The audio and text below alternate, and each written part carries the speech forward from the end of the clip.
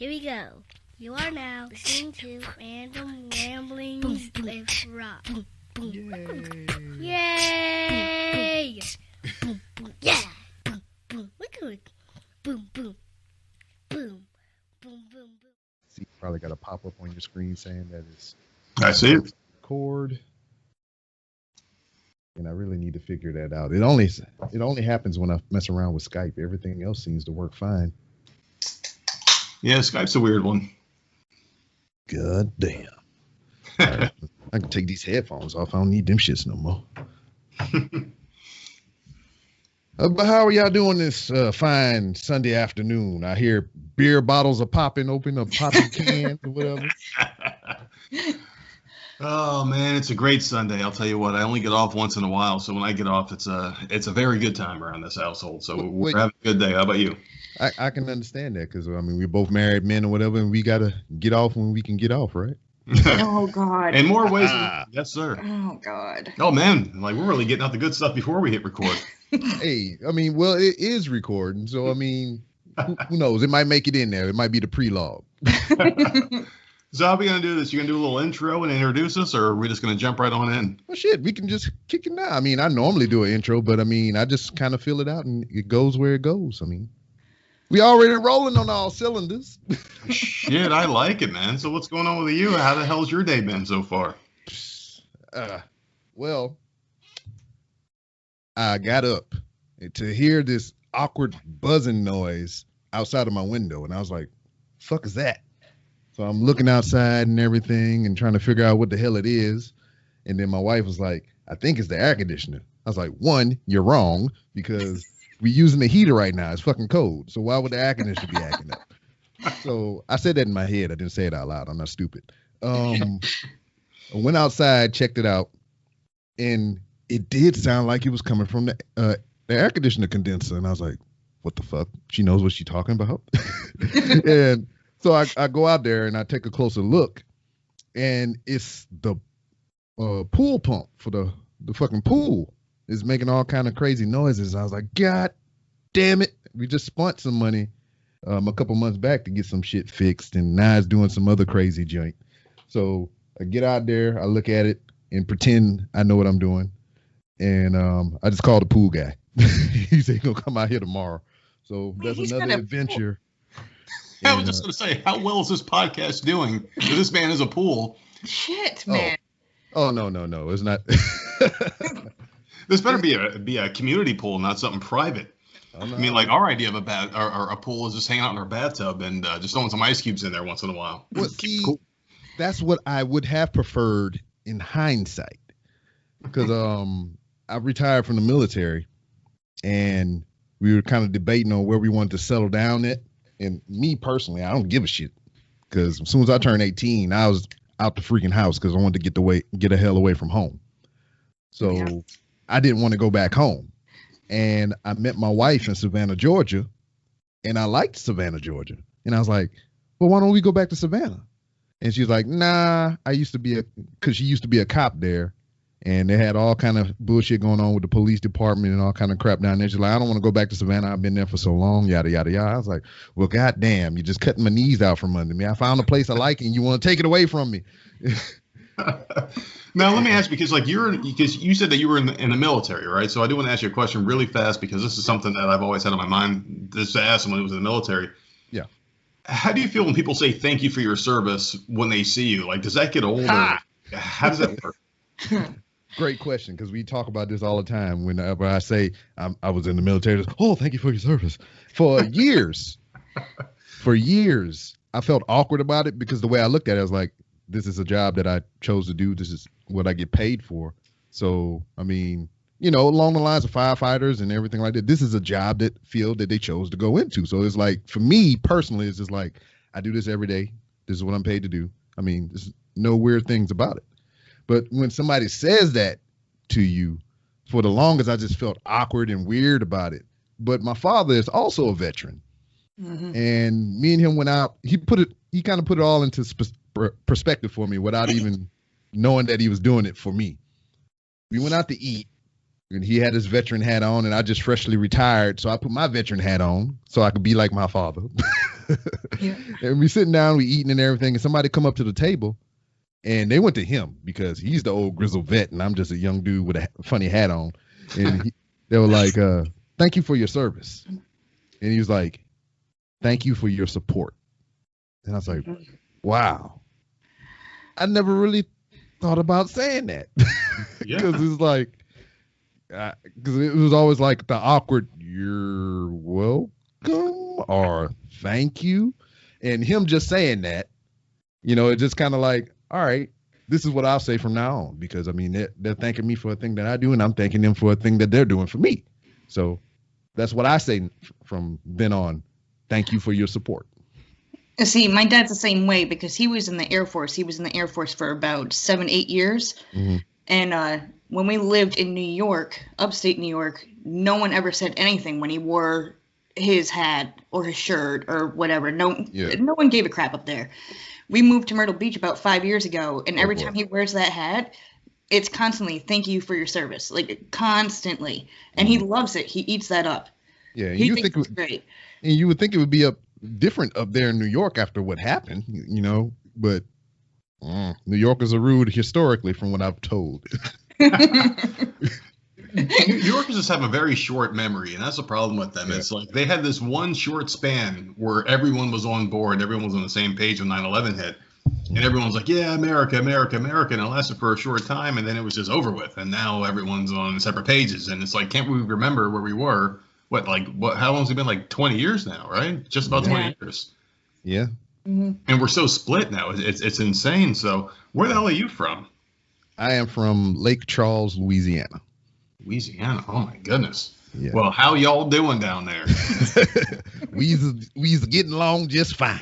But yeah, I mean, so to trail back around or whatever, the whole thing about figuring out where we was going to live at to talk about this pool. Yeah. She's like, "You got family in Houston." That's where I am now. And, Houston is only 2 hours away from your home, of Lake Charles. And, you'd be close to your family, but not too close to home. You just, something happened or whatever, because my parents are older. They're in their 80s and 70s and shit. And you're just like, you're close enough to where you can be farther enough away. I was like, that makes sense. So we visited my brother here in Houston when we was moving. And we liked it. She got a job here first, and then I was a kept man. I got to stay home and sleep in late and everything. I put the kids on the bus and fix lunches and shit. I love that shit. I do. I know. I was you for a short time, and I enjoyed it. And then after 8 months of it, I was like, oh boy, I had to go work. But we rented a home for a while, and then we went ahead and, after I got a job, put up a couple of paychecks, look for a house to stay. Now, I've owned a house before in my former life. I say my former life before I met my wife. And she never owned a house. So this was going to be her first house. And me, I don't give a shit. As long as I can, have a corner to put my shit in and I can sleep and eat some food and things, I'm okay. Exactly. Military does that to you. You give me some sticks and a tarp, I'll make a tent and I'll just sleep in that shit. And yeah. So I told her, look, we got a whole list of houses that you picked out. Don't fall in love with the first house you see, because there's plenty of other ones we got to see. You might like the next one more than the other one, and so on and so forth. I told her, we can't jump on the first house that we see that we like. So I'm speaking like a true veteran. So first house we roll up to, loud noise in the house. It's just like rumbling and all kind of stuff. It's like, what the fuck is that? The sellers were smart. They have a theater room that they built in the house upstairs, and they were playing movies on it. They just left it on intentionally. They can't, add a little flair, pizzazz to the house. Wow. Me and my wife love movies. I have a shelves up there with like over 1,500 Blu-ray and DVDs. We love movies. He's got movies and he's got a pool. So we hear this rumbling. We go upstairs. She opened up the double doors, big fucking leather chairs, projector, and all kind of other crap. Bona fide theater room. And she's like, this is what I always wanted. I was like, oh shit. So I was like, all right, we got to leave the moving room. We got to walk around, look at the rest of the house. So we looking around. Then we go in the backyard, very small. I hate grass. I hate it with a passion. So the front yard is very small. And then we go into the backyard, motherfucking pool. She's like, oh God, I always wanted a pool. So, and this is the first house. And I'm like, fuck, okay. We got 3 other houses to look at today. She's like, I know, but it has a theater room and the pool is what I want. And she can't swim, which I don't understand why the fuck she want a pool. Oh, and she was like, I like this one. I was like, okay, well, let's go look at the other houses. So we go to the second house, and we never went beyond that because you wanted the first one. So that's how we wound up here with the fucking pool and the goddamn theater room, which I don't mind. It's just in hindsight, that fucking pool is a bitch to maintain. And it's just like, it's too much for me. So we had to pay somebody to fuck around with it or whatnot. And every time something wrong with it, I got to call somebody. I hate the shit. It's just a pain in my goddamn ass. And I would have just rather had an extra large tub and I could put some ice cubes in that shit and just pretend. Well, is that an in-ground pool or an above-ground pool? In-ground. And see, oh shit! Lifestyles of the rich and famous, man. Holy goddamn hell! Oh, it's just because it's Texas. Now she fell in love with the 2 features of the house. How's the rest of the house? Is the rest of the house just as nice as the 2 features she liked? Well, see, that's the thing about it, because every house that we lived in historically since we've been together, there's always been a place for my things. To where it be a dining room that we never used, I can put my shit in there. Whether it be a spare room, I can put my shit in there. But this house, because of the theater room, I had nowhere to put my shit. Because if you ever been into a house, like a 2-story house, and sometimes you go upstairs, there's just like this open area, is almost like another living room upstairs. Yeah. Yeah, I call it the room of defeat. Yeah, so that's what was in this house, but they walled it off and made a theater room. Oh. So that would have been my area to put all my shit, my TV, my computer, my games, my memorabilia from the military, all my junk, my trash, all that stuff. That's where I would have put my things. But there's a goddamn theater room up there. And, first world problems. But I didn't have a place to put my shit. So when COVID rolled around, we couldn't go nowhere. Still can't go nowhere for the most part. But me and my wife was always in each other's ass, up under each other's arms. And we got in an argument. And I got pissed because I couldn't go nowhere. And I didn't have a place with my shit in it. And I can't go in the goddamn theater room because everybody want to go watch goddamn movies. So wait, but you guys are in Texas. I thought you guys were free in Texas. Yes and no. I mean, it's Texas. They do what the fuck they want. But anyway, that's another story. So I got mad and I went to Home Depot and bought a whole bunch of lumber and I built a room in the garage. Oh, nice. Yeah. There you go.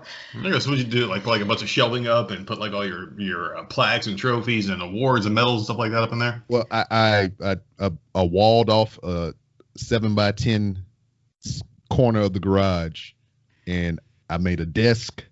I got my computers in here. I got a TV. I got all my man cave shit in here. And I'm just like, y'all can have the house. I'm staying in here. Wow, that's good nice. For you, man. That's nice. I got nowhere to hide. So I'm looking for some hints and some tips. Here in South Carolina by the beach, we have a very small house. I mean, everything in this area is a beach house. It's 2,500 square feet. Mm-hmm.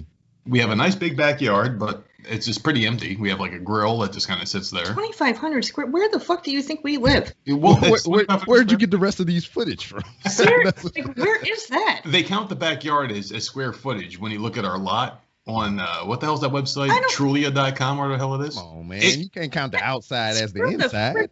It gives us credit for 2,500 square feet. I'm going to take that extra inch, goddammit. Yeah, because I mean, if you have to sell or whatever, that's a good feature to have. Oh hell yeah! I mean, like these people may come. The ones that are going to buy our house, they may come with like a yardstick, and they might just try to measure the whole house. They're going to be like, hey, you're sure to be about 1,200 feet. I'm going to say, count the outside, bitch. Count the outside.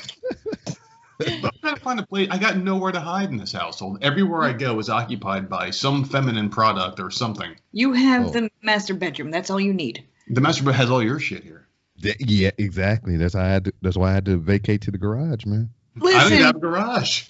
Listen, now I'm only in here to sleep and to do the podcast, and God forbid I get clapped out. That is it. That is it. There you go. You got a point out there that I wanted to address. Mm-hmm. Does clapping mean what I think it means? Yes, it does. Yes, it does. Unfortunately. So there you go. Because I heard the phrase. I heard the phraseology, and I wasn't 100% sure. But would you like to let the listeners know? Yeah, basically clapping it out means just fucking. There you go. That's pretty much it. I'm not sure if we're allowed to use the F word on this show, but we use it plenty on ours. It's actually it's no fucking problem at all. No fucking problem to use the F word at all. Yeah, we've been doing this thing now for about 2 years. Has it been about 2 years now? 2 years now. Yeah, 2019 around February or so, from what I've seen, right? It started in December on SoundCloud with... Okay, so you switched over to Podbean later, right? Yeah. I was an aspiring rapper. I started off on SoundCloud, apparently. Oh, my God. I was going to ask you about that. Well, I listened to a little bit of your podcast or whatever, and you just be laying down bars, man. Just like, I don't know why you're not signed. I mean, should I be better than half the things they put out on the radio nowadays, probably? Oh, you know what? To that point. I was sitting here in the office yesterday. You know, we live in the world of technology and all these other shenanigans and whatnot. I just discovered what Google Home was. So I thought it was a pretty cool, neat thing. I put one in my office and I was like, hey, I'm not going to say it because it's going to hear me and start doing shit. But I was like, hey, machine, play some hip hop. And it was like, sure, here's a list. Then the shit that it said was hip hop did not bear any resemblance to hip hop that I knew of. And I was like, what the fuck is this garbage? And it was just like 3 songs back to back, right off the top, sounded exactly the same, but it was 3 different people. And I was like, what? Are you sure? You sure this isn't what is this hip hop that you speak of? Well, hip hop's a pretty broad term, because when I think of hip hop, I think of like old school, like fun, like Jazzy Jeff and the Fresh Prince. Yeah. I think of like fun, like you can jump up and down to it, like a Kid and Play soundtrack, like something like that. I don't think of like rap music that they say nowadays is like hip hop. Like to me, that's rap music. Hip hop is more like fun stuff. Like you can jump around, you can play it in front of your kids, you can have a good time. This was not fun, and I would not play this in front of my kids.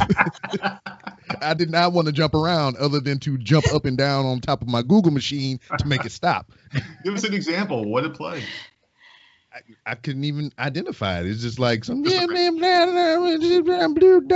there. It was sounded like singing, but it also sounded like a cat was drowning in water. Well, there's something really weird about that too, because like these things listen to you all the time, and I found it really weird because last night when I was at work, I had a bag of pistachios, and I was eating pistachios, and I asked I already know where you're going.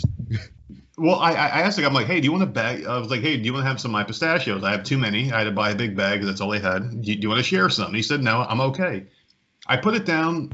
About 2 hours later, I'm just scrolling through the feed because I got a message from one of the listeners of the show. And I opened up the Instagram page, and what was there? An advertisement for pistachios. Pistachios, exactly. I know exactly what you're talking about. Fucking bag that I had in my possession. It was that same bag. And I'm like, wait. And I go to my coworker. I'm like, hey, we were just talking about pistachios about an hour and a half, 2 hours ago. He's like, yeah. I'm like, well, look at this. And I showed him the phone and said advertisement for pistachios. Either this shit is Nostradamus or it's listening on all of our conversations. Oh, it is. It's no doubt about it, man. It's just like it's another form of it's like data mining, where they can tailor advertisements to you, the consumer, to get you to buy shit. You know, I mean, I'm pretty sure it's used for something else, but I mean, I don't give a fuck. I ain't talking about nothing illegal or harming anybody or anything like that. So, I mean, listen, you might hear me clapping some cheeks. Oh, God. Oh, man. Last night I got one in my bedroom, too. I was like, yeah, they would have heard me. Now, what if you and your spouse are in some really kinky shit? Oh, my God. And, like, they hear you saying something horrible to her, but, like, this is you guys having fun, having foreplay, and then the cops show up at your door saying, like, hey, we want to, you know, like, I heard the girl saying choke me, and then you choked her, so now we're here for an assault. And then you're like, wait a second, that was just, you know, my thing being a narc. That's, you know, the little speaker in the corner. Yeah. You have no idea to tell, like, what's sarcasm, what's real, and what's fake if you have to go by what a machine says. Yeah, I'm gonna have to use that. I'm glad you brought that up. They come to the door. I'm in my towel. Be like, we heard some assault. I was like, it was my Google narc, and I was like, oh, thank you, sir. Enjoy your evening. Oh my God, man. And my wife here, like what happened with you on Facebook about that cruise thing we were talking about? Oh, this happened about 3 years ago, maybe 2 years ago, because I think I did talk about it on the show, that I went to visit my father one day, and we were just having a normal conversation out on the back porch or whatever, and we were talking about taking a family trip down to Disney and how cool it would be and how much fun it would be or whatever. And a couple hours later, it showed up as a Facebook ad. I was so freaking pissed off. And ever since then, I've been saying that these devices are listening. And finally, the nerd here is starting to like realize it. Like Siri pops on whenever she wants. Like you don't even have to say, "Hey Siri." She just pops on for no reason at all and just starts talking. I shut it off completely. I'm done with it. I'm just done with it because one day, because I say a lot of horrible shit. We get into politics a lot in our show, and man, like if Siri reported half the shit I said, I think I don't think I'd be here right now. I think I'd be in some kind of a prison with the rest of the people that want to have free speech in this world. I think that's where I'd be. Yeah, and that's another interesting thing too, or whatever. We don't have to get too deep into it or whatever, but it's just like I pay attention, but I don't really pay attention.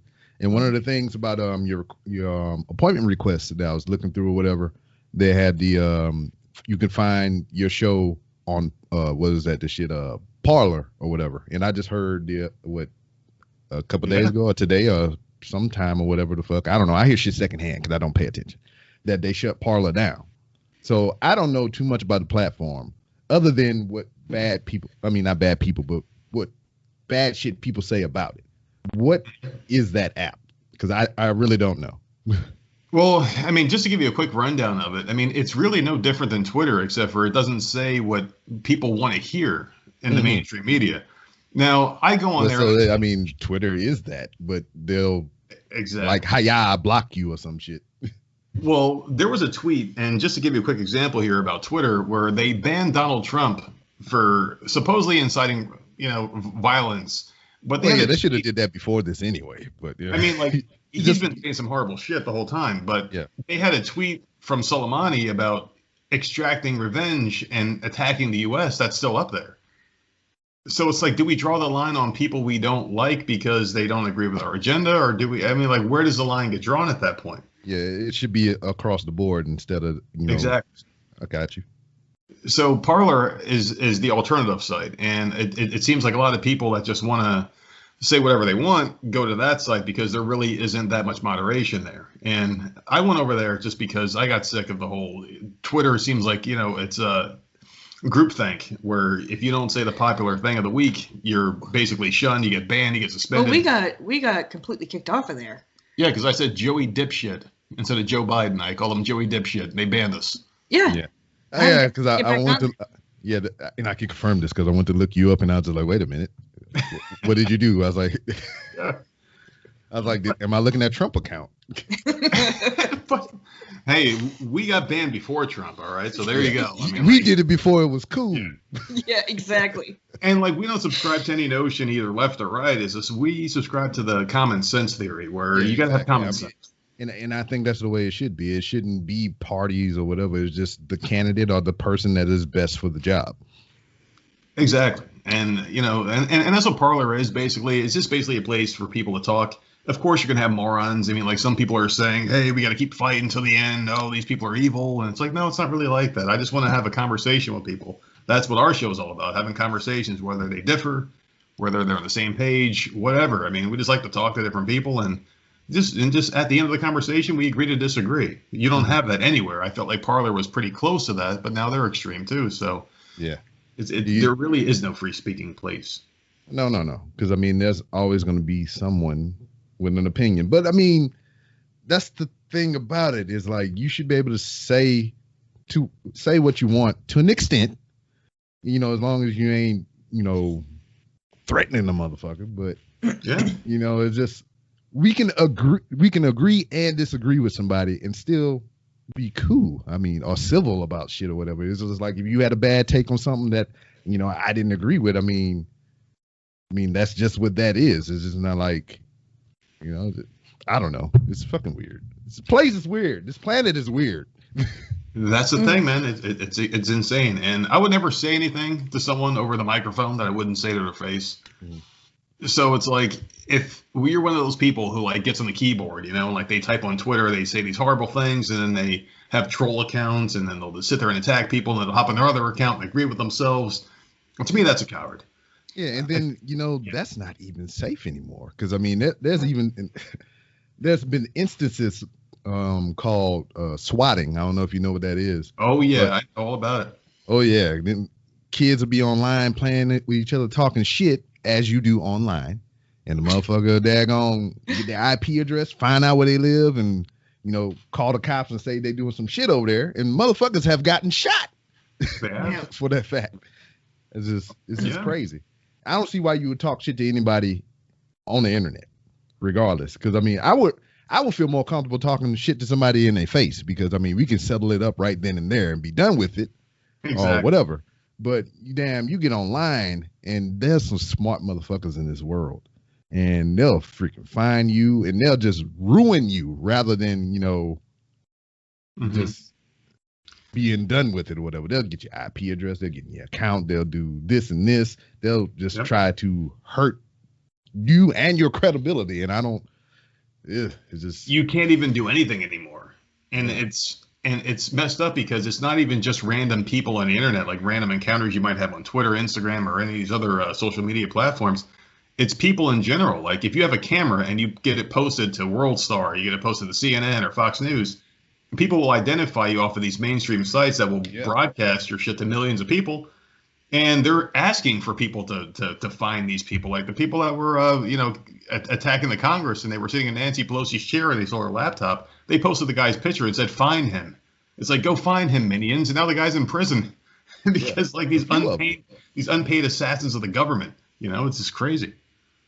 And it's in certain things or whatever. If I feel like, let's just say, you know, you talk about World Star Hip Hop or whatever. I'm not going to sit here and bash on them as a company or whatever, because you do what you do to survive and make your money or whatever the case may be. But the instance of you being a bystander, or, you know, in an incident, rather than to help or try to diffuse the situation, you choose to pull out your camera and film it and just let the violence or whatever the case may be go on.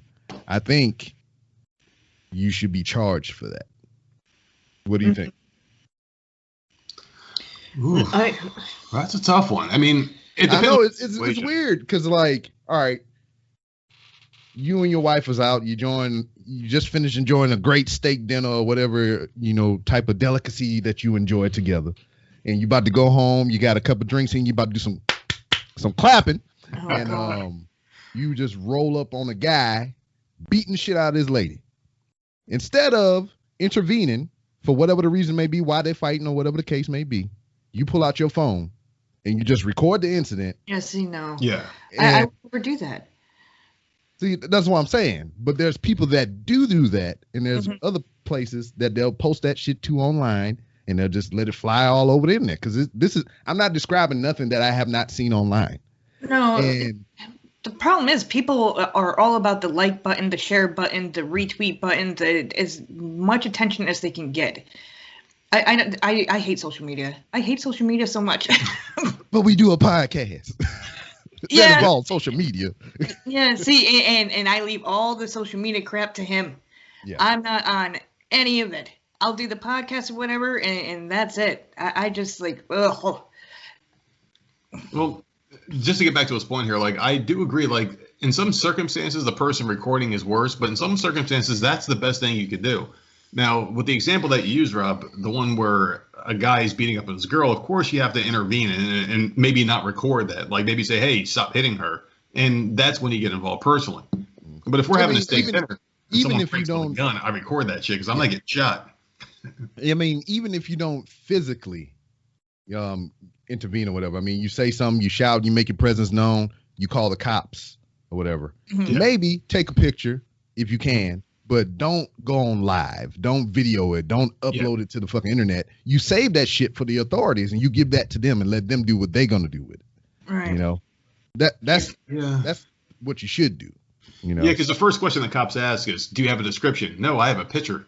I have a video. Exactly. I mean, see, that's helpful, but to put it online, be like, look at these motherfuckers right here. You beat the shit out of her. Nah. Yeah, because a lot of them will make the cases worse because they'll be in the background screaming and shouting and cheering the person on, and that's what you see with these fights. Mm-hmm. You see people getting the shit kicked out of them, and a bunch of people screaming and egging them on and jumping up and down, and they all got their phones out. And what does that do? That makes the performers, or AKA the fighters, fight even harder and do worse things to get more likes. They want to get internet famous. We've talked about a lot of them, though. We talked about the one team that got the shit beat out of them and thrown out a fucking window. Yeah. Did you see that one, Rob? They videotaped that and put that online. Like, that was a cool thing to do. Yeah. Did you see that one, Rob? No, I didn't see that. Oh, there was this video of this kid. He was a young white male. He was getting the crap beat out of him by a group of people, and some girl in the background was saying, "Who cares about him? Who cares about him?" Mm-hmm. They beat this kid's ass. They stomped on him, and then they threw him out of a second-story window. Mm-hmm. Yeah, and then when you say throw him out a window, I thought it was like some movie Western bar shit or whatever. They're like, "Yeah, get out of here!" You roll on the ground and shit. Well, they threw this motherfucker out of a second-story window. Yeah. Like, they picked his lifeless body up and like dropped him out of the window. It wasn't like glamorous like a John Wayne movie or anything like that. It was just him just getting dropped, and they filmed him afterwards, and he was like not even there. He was like stumbling over his words. He couldn't understand where the hell he was, and he was dirty, ripped shirt, blood all over him and shit. That's attempted murder right there. I mean, and you put that out and you videotape it. Everybody in that whole situation should be found and tried. Yeah. That's just the age we live in, man. Do you have kids? Yes. It scares the shit out of me. I was just going to ask you, how do you feel about raising the kids in this world where all they have is internet? It's technology. I mean, because we in the same age bracket. I think you're 38, right? Yes, sir. Yeah. You did research. I appreciate that. Yeah. So I'm the same age. I'll be going closer to that hill in March. So I have a 20-year-old. She just bought her first car a couple of days ago. And clapping early, huh? Oh my God. Oh yes, I did. Yes, I did. He was making it count. Yes, I was just like, I want to get it over with. I want to be a young grandpa if I ever be one of those. Oh, I hear that. That you're right. They grew up with this stuff as opposed to us, to where we watched the technology come into existence. Right. And we kind of adapted with it. Some people just shunned it off, because I know some people, podcasts have been around over 10 years, and they'll be like, "Oh yeah, I do a podcast." Be like, "What the fuck is a podcast?" Mm-hmm. What the fuck? We the same age. How you not know what a podcast is? I didn't know what a podcast was until I think 3 years ago. Yeah. Yeah. See, I had no idea. It's weird, right? I'm not like found out about these things. Yeah, but even then, it's just like, I have 3 kids. I have the 20-year-old. Well, she'll be 20 next week. And then I got my son, who's he just turned 18 in December. He'll be graduating this year. Mm. And then I got the old teeny tiny 10-year-old and shit that won't graduate till 2028. My fault. I was clapping. Is her name Whoops? Close enough. But oddly enough, that one was planned. But shit. Just like my wife, this is her first house. That was her first child. I've already had 2, so I was a veteran in the situation, so I had to coach her into it as well. I was like, you can't fall in love with the first child. Just like the house story, right? But all right. That's classic. But yeah, I got to watch them kind of like, they gravitate more toward the old shit rather than some of the stuff they have now. And I think that's pretty cool, because the 10-year-old, we went to Walmart, and did you know they make the Oregon Trail in a handheld now? I saw that. I saw it. Yeah, I didn't they have know it at the that. Walmart. They have. I think I might have mentioned it in passing when we were Christmas shopping. At Walmart, there's a handheld game for the Oregon Trail. They just made it like a little digital handheld. Yeah. And my child, the 10-year-old, seen it, and she's like, "What is this? What is this Oregon Trail?" I was like, "Oh, this is a game I used to play when I was a kid." And she's like, "I must buy this right now." And literally, that's how she talks. So, She bought it, and that's one of the things. She has a Nintendo Switch. She got a daggone Xbox and all this other tablets and all this other shit, and she still plays that fucking Oregon Trail game. And it's just like awesome. I wish our kids were more like that. They won't play video games. It's their iPad and their iPhone, and that's it. Yeah. Well, I was going to ask him though too, because like his kid was mentioned about the Oregon Trail, and I was going to ask you because you mentioned that your kid has a Switch. Our kids both have Switches, and they have all the games that I grew up with, just about. On Nintendo and NES format. Do your kids gravitate towards that stuff besides Oregon Trail? Because ours hate everything that we used to like. Well, what the youngest one does, she likes the Nintendo games on there, the Super Nintendo games that they throw up there. I often catch up playing a lot of the older stuff. And even that's nice. When my wife told her, like, because, we got all these streaming apps and, all this other crap. My wife would casually mention, like, oh, I used to watch this cartoon when I was young, and she would sit there and binge watch all the seasons of that show because we used to watch it, when we were young. Wow. So that's amazing. So she likes nostalgia and all kind of stuff. My boy, he just likes to numb his mind with games and other stuff to not do work. And I was like, you motherfucker. I was the same way, so I can't get too mad. But there's a generational thing too that happens where like our parents would always say like, oh, you guys got VCRs, you guys have TV, you guys have more than 3 channels. And it feels like they took a much bigger gap from when our parents gave birth to us and we gave birth to our kids, because they have a lot more. And I'm just not sound like the old guy here now, because I mean, like, they really do. It's not just like 3 channels, it's not a VCR. They've got computers, they've got the World Wide Web, they've got everything they're growing up with. You know how excited I used to get when the AOL disc would come in the mail? Oh, the 30 free days. The 30 free days. When it was a 90, holy shit. Holy crap. It was like fucking Christmas in the mailbox when that freaking thing came in. I was so excited. And it now was crazy. Like, whatever. And it was crazy back then, too, to where, like, the way the market was and how companies sold and marketed things. You can get 30 AOL trial discs, and all 30 of them will work. Now to where you have to make 30 different email accounts to try to make that shit work.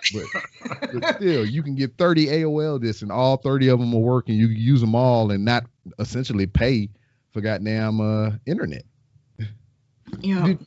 And it just think about this as well. The first television, or when television got popular, was 1928. I just Googled it, so I didn't know that off the top of my head. My father was born in 1932. So that's only a couple years before he was born that they had TV. So even his parents before him were like, we didn't have TV. You grew up with TV or whatever. I don't even know back then if they had a TV. But just saying, like, time-wise, that's weird. And then my grandmother is a couple years older than him, that's a whole nother weird story. But because he's 10 years older than my mom. So that's wow. A lot of clapping going on. Oh, yeah. But that's just weird to think, just time-wise. Is 1928, TV came out. 1932, my father was born. 88-year-old man now, and here I am, 38. And it's just, he's done seen a lot of shit. And I'm just thinking to when I get to the point in my life to where I'm that age, our shit is going to pale in comparison to what our grandkids will have, possibly.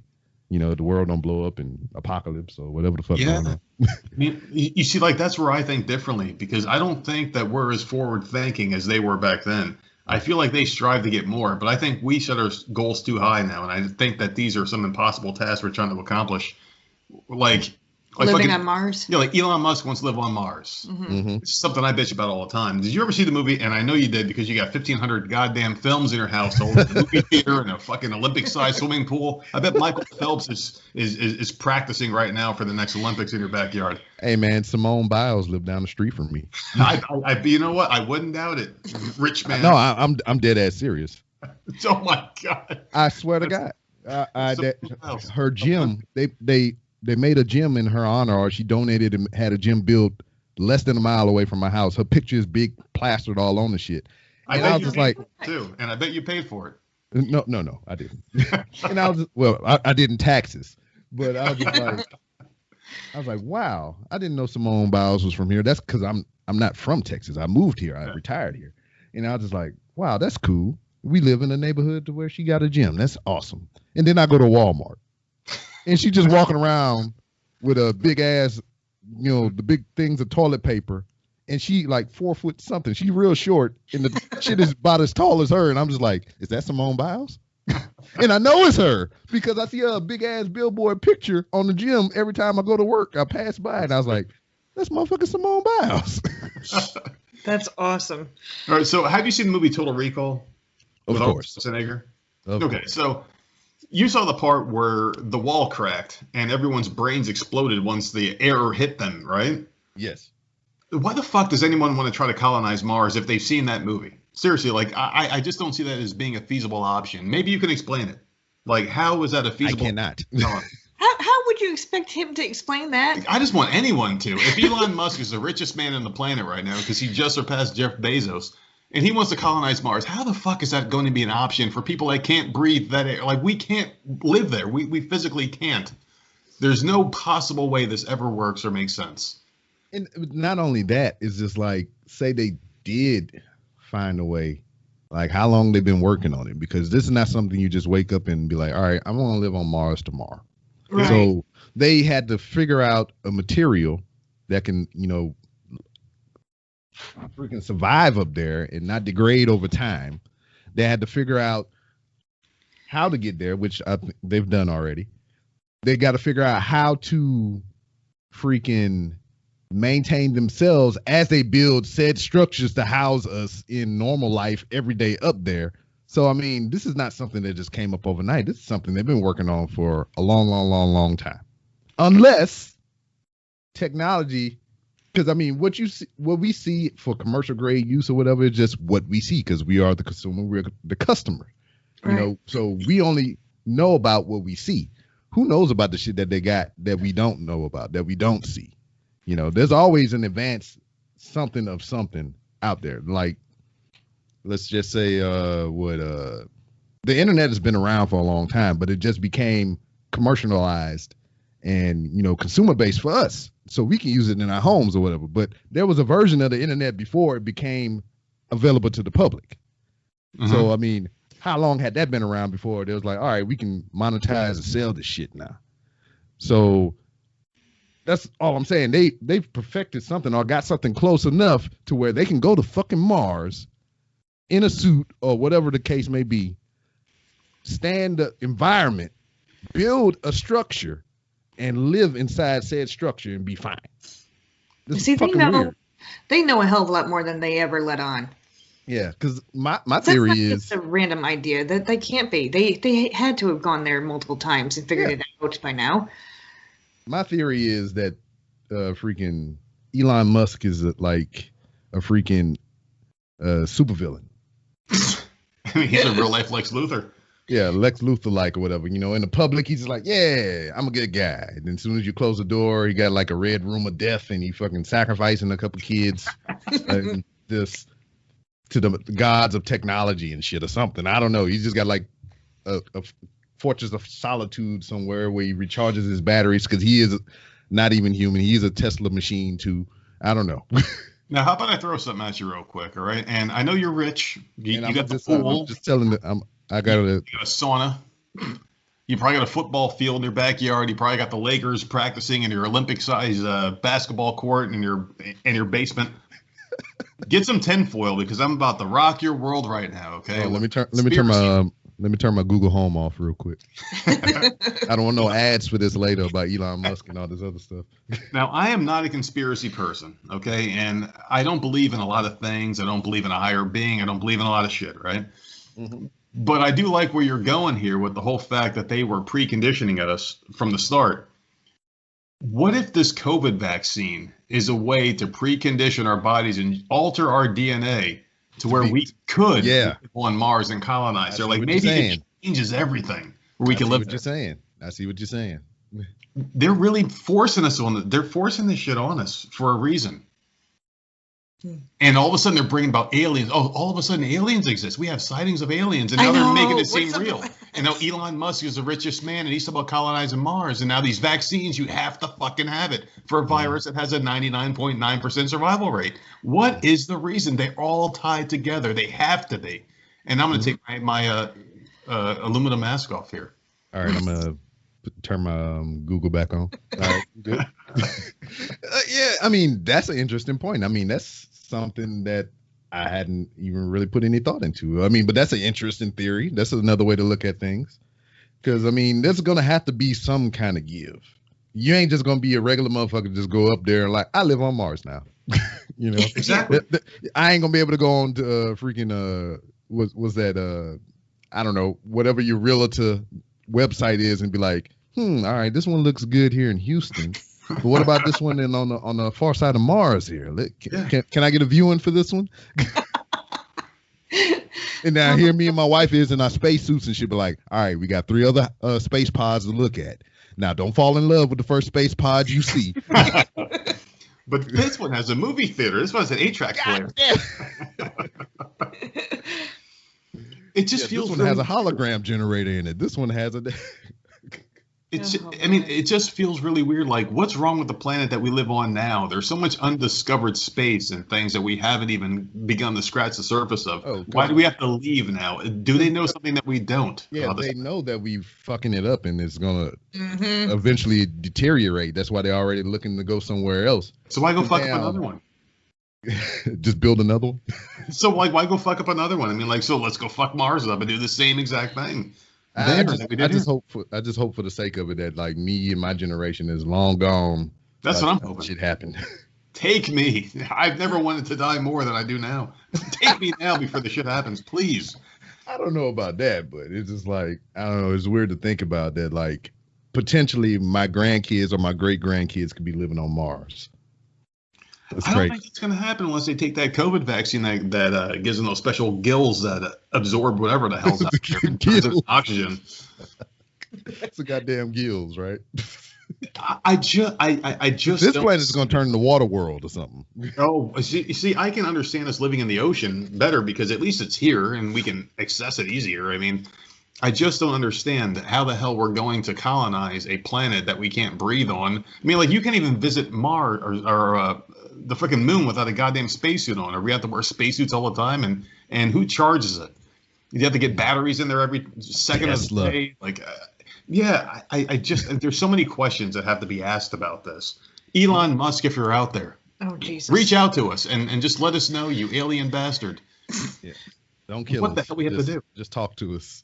Yeah, please do. I mean, this is just so weird. I just don't get it. I don't know if I'm just old, if I'm just like small-minded. I just can't grasp the concept. And that's the thing about it, though. Nobody's questioning it. It's just like Elon Musk said you want to go to Mars. That seems about right. Yeah. So what the fuck you mean you want to go to Mars? I mean, like, I can't ride a ride without getting sick. There ain't no way I'm flying to Mars. Yeah. And then it's not like, I can hop my local Greyhound or some shit and be there in a couple of hours. Nah, this is like years to get there and shit. There's just so many stupid things that we have to deal with here on this planet that I can't see us traveling to another planet and making... To bring it with you. Yeah, there's 330 million Americans. There's billions of people on the planet. How the hell are we going to get everyone over to Mars? And how do we know Mars can take that many people in? Like, how do we know it could sustain us all? Instagram influencers. Take all of them. Yeah, exactly. Mars. Get rid of all those idiots. I love that scene. There's just so much that we don't know. And I don't want to know it. I like what we have here. We have a good thing going. Like, why can't we just make it better? Why can't we just all get along? Why can't we just make this thing work somehow? Instead of trying to happen somewhere else. And speaking of things that I don't know, why'd you decide to start a podcast? Because from what I figure, what I'm looking at here, what I'm thinking about is you had the idea and she tagged along for the ride. Whoa. Yeah, pretty much. He's going to agree with that, but whoa, that's not how that went down. All right, well, you tell the story since you have a better memory than I did. Oh, that was my ingenious plan to get you to. Yeah. Rob just doesn't want me clapping tonight. That's the problem. Okay, well, because that's not happening anyways. Oh, but shit. that's besides the point. Well, we were discussing it, and he really wanted to do one, and I'm like, oh, well, that would be fun. We were just talking about it. Like, it wasn't like I didn't think it was actually going to happen. It was just something we talked about, and I agree. What even prompted that? What even prompted that conversation or whatever? I mean, did y'all? Because you just said you found podcasts like 3 years or so ago, just kind of like finding out what it was. But like, were you listening to it or? Well, Nerd here was listening to podcasts before me. Okay. And it was constantly at that time. It's different now, but at that time, it was a lot of wrestling podcasts and stuff like that. Yeah, and I was just sitting there. Love wrestling. And we sit in the car, and we're not allowed to touch the radio. It's just his podcast playing, and I'm like, I'm sick of hearing this shit. I don't want to hear this crap. Who are these people that are constantly just going off about wrestling? I'm tired of hearing it. And he's like, well, you can look and find a podcast that you like. I'm like, I don't even know what the hell to look up. So it did take me a bit, but I did find a couple, and I'm like, oh, this isn't that bad. Yeah. And so then after that, after listening for a little while, then we started talking about doing one. And then this motherfucker goes to work, right? And just comes home one day and says, I did a 20-minute podcast and uploaded it to SoundCloud. And I'm like, what the fuck are you talking about? You were working. I did it on my lunch break in the car. Like, wait a minute. The old studio right there. I thought we were doing it together. We were discussing doing one together. Like, what the hell's the name? He had the dumbest name ever. Stupid picture. And then he was doing it out of his car when I was nowhere to be found because I'm stuck at home. Oh my God. And that went on for about a month, right? It was about 3 or 4 episodes. And so about a month. About a month. You came on and we found our stride. And people were commenting, well, because you were saying in every single episode, well, my wife will be on in the next one. And she'll show up eventually. And then she wouldn't show up, and it's like, you're a liar. Yeah. And people were commenting, you're a virgin, you don't have a wife. They were commenting on iTunes like, well, if your wife doesn't show up, I think one of them said, if your wife doesn't show up, I'll help you. I'll co-host with you. And I'm like, motherfucker, come home and we will do it together because that's what we wanted to do. And we've been doing it ever since. But he started it off on his own when he was bored one day. Yeah. But I'll tell you what, it's been a magical ride.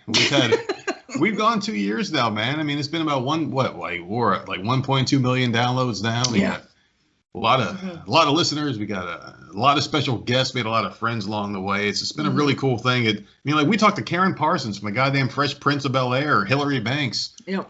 A lot of famous porn stars, a lot of famous wrestlers. This thing's taken us places where I didn't think it would ever go. And now we're talking to the richest man in America, apparently.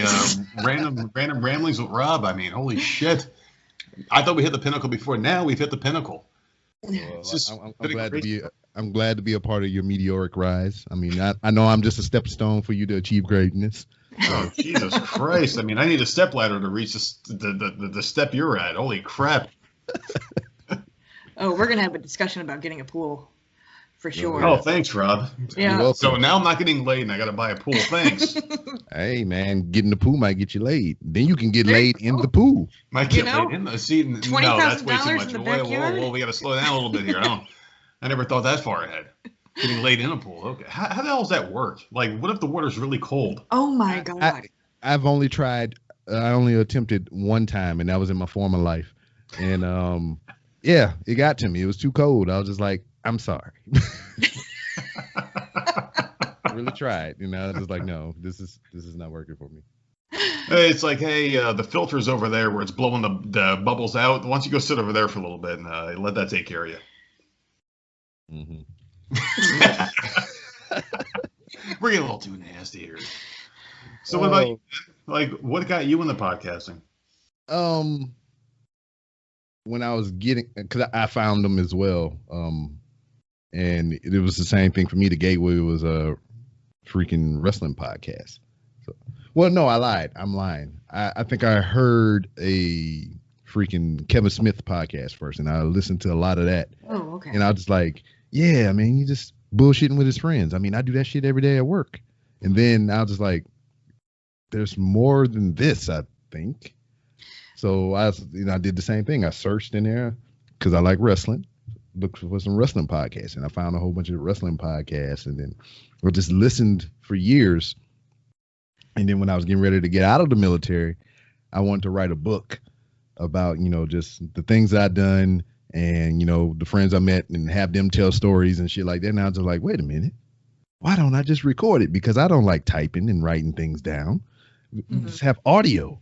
We can just talk about the shit. You can tell stories. I was like, yeah. So I was much like your husband. I had a portable, an iPad mini and a USB microphone that I hooked up to it. And during our lunch breaks, we would just set it up and just bullshit as normal. He didn't even have a little microphone. He just did it on his phone. I've done that before. And all good. And actually, I think that when we started doing it together, we were leaning over the bed because we had no desk. We had nothing. Oh, yeah. No computer. So we were sitting next to the bed with the stupid freaking iPad. It was terrible. Oh my God. It was a terrible start.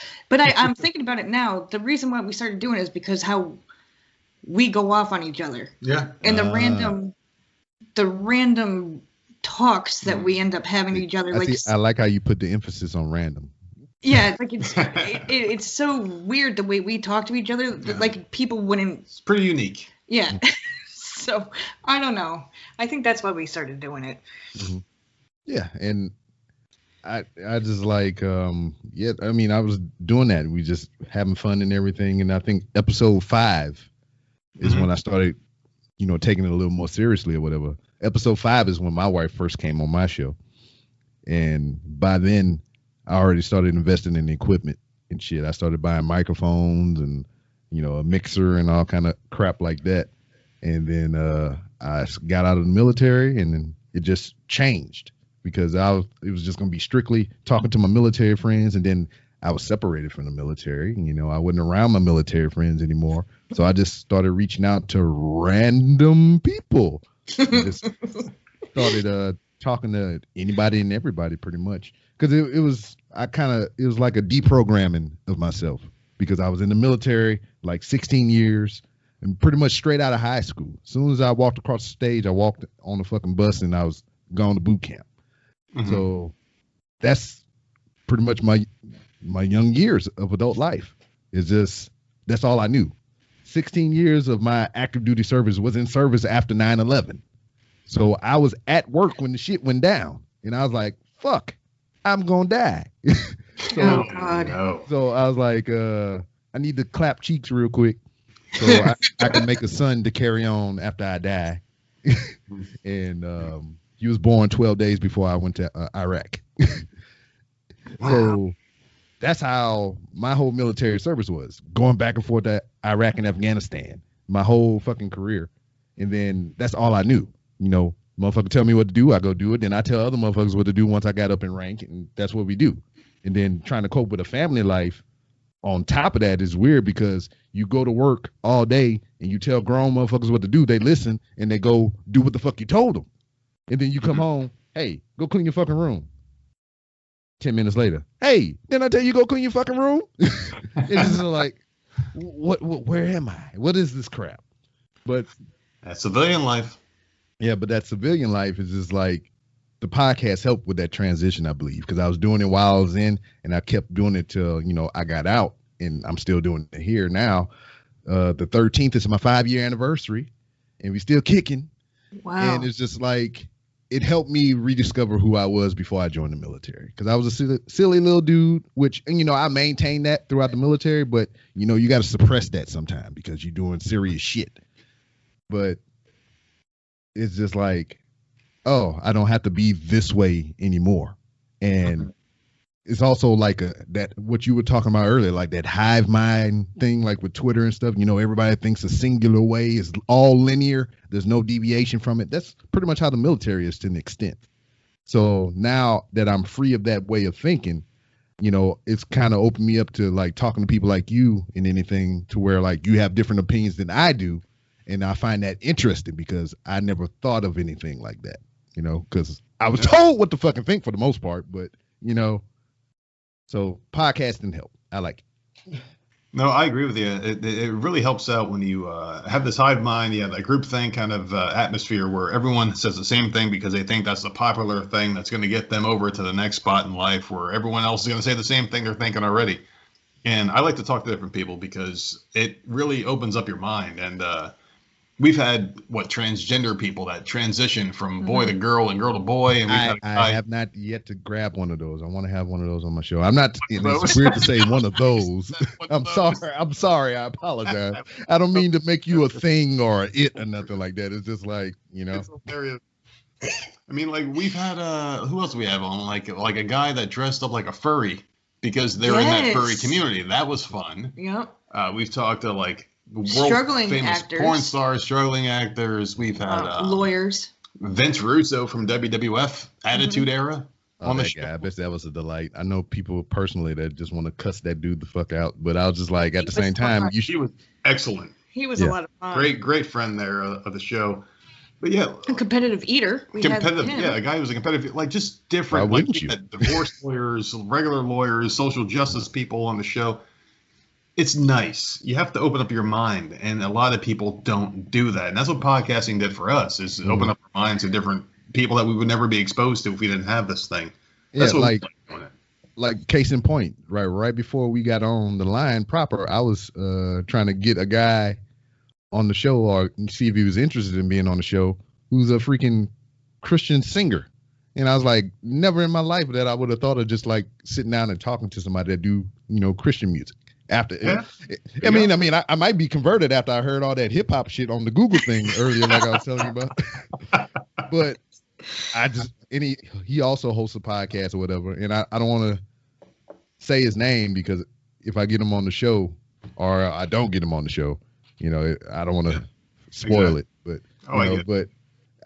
I just want to pick his brain. I was like, what put him on the path of being a Christian music performer or whatnot, And that's interesting, just hearing people's life perspectives, like what brought you to this point, like what made you do this, what made you do that. And we have our own, like, a small list of people that we want on our show, kind of like a bucket list of people that we'd like to have on. And it's just nice, like the journey that life takes you on sometimes. And this is our journey and your journey as well. We're both doing podcasts and we're just enjoying life and just doing the things that we want to do. I think it's really cool. And we'll see where the new year takes us. I mean, there's a lot of shit going on right now in the world, and right now is the best time to book guests when everyone's at home and being told to stay there forever until the end of time. So what time than now than get people on your shit?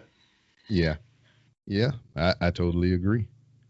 But like, you've been doing this since 2019 and everything. Here we are, freshly into 2021. And what has been one of the most satisfying things that you've, that you enjoy about podcasting, and what's one of the things that you both hate about podcasting? I need one of each from both. I hate the porn stars. Okay. Why? Listen, I'm a female. I don't want to hear females do porn, guys do porn. It's annoying. He was getting texts all the time. It was like one after the other, and it wasn't spread out. And we've talked about that on our show. Spread out porn star. No, see, Giggity. And it's like, to me, it bothered me a lot, yeah. And it caused a lot of issues. If it was like one month, and then maybe 3, 4, 5 months down the road, there's another one.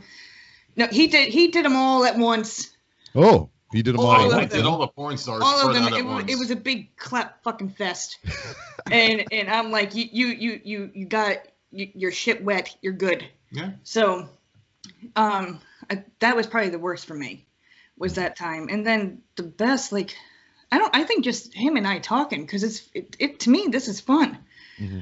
I think we're closer now with the podcast than we were before the podcast. I think so. We were always close before, but like I enjoy this. This is a lot of fun, just bullshitting back and forth and joking around and not like saying how we really think and feel and not worrying about it, because we don't have our names out there. It's like, yeah, exactly. Get pissed off. Oh, well, move on to the next one. Yeah. So it was kind of the similar thing with me and my wife or whatever, because another thing that this podcast helped me with is procrastination. You would think that would be obsolete since I was in the military for so long, but we still have problems.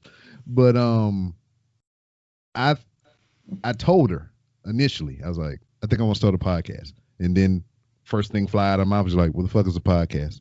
And then I had to go into the whole backstory about, hey, this is a podcast, this is a thing, and the stuff and the things. She's like, oh, okay, that's cool. And then to her, the way she said it, you know, because you know your spouse after a certain amount of time. It's just like, oh, this is one of those things that he gonna get into for a little while, then he gonna put the shit down, and I ain't gonna have to worry about it no more. Yeah. So 3 years in, after that point, you know, she actually came up to me or whatever, and she was like, you know, I'm proud of you.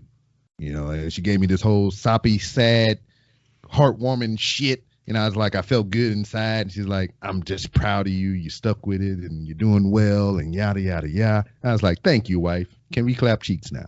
Oh, and, you know what also is, you know what's really nice is like the very beginning when you see like 10, 20, 30, 40 listens or downloads. And then all of a sudden, like the next month, it jumps up to over 1,000. You're like, wait, where the fuck did those people come from? Yeah. And like you see the numbers go up and up. Like that's a good feeling too. Yeah. And then the comments start coming in. And like, so there's a lot of good things that I like about it. And then the community that you build. Yeah. Like a lot of people that you meet along the way and stuff. Yeah. I totally agree. But me and my wife tried to start a podcast. It was her idea.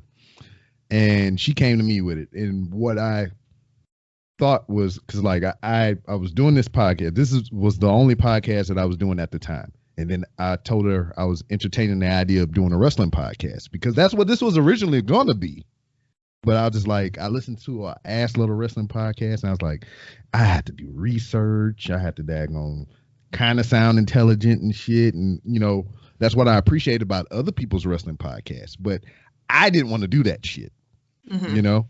So I was like, fuck that. I can't do a wrestling podcast. And I found this.